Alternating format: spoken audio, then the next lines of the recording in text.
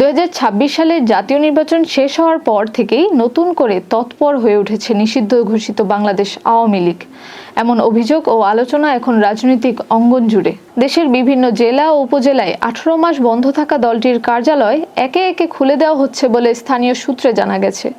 অনেক স্থানে পুরনো কমিটি আবার সক্রিয় হচ্ছে, নেতাকর্মীরা প্রকাশ্যে জড়ো হচ্ছে এবং জয় বাংলায় স্লোগান দিচ্ছে, জানিয়ে সাধারণ মানুষের মধ্যে নতুন করে উদ্বেগ তৈরি হয়েছে।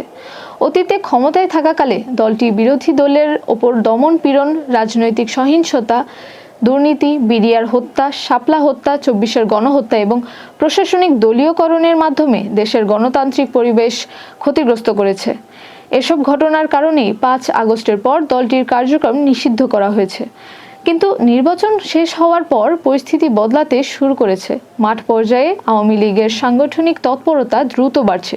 সামাজিক যোগাযোগ মাধ্যমেও দলীয় প্রচারণা দৃশ্যমান হচ্ছে। এমনকি বিভিন্ন জাতীয় দিবসেও দলটির পক্ষ থেকে বার্তা প্রচার করা হচ্ছে।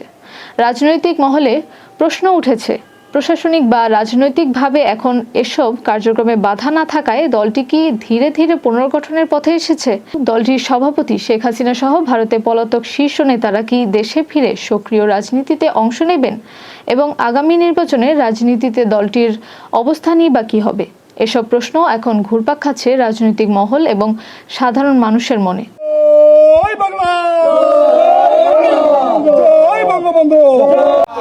বাংলা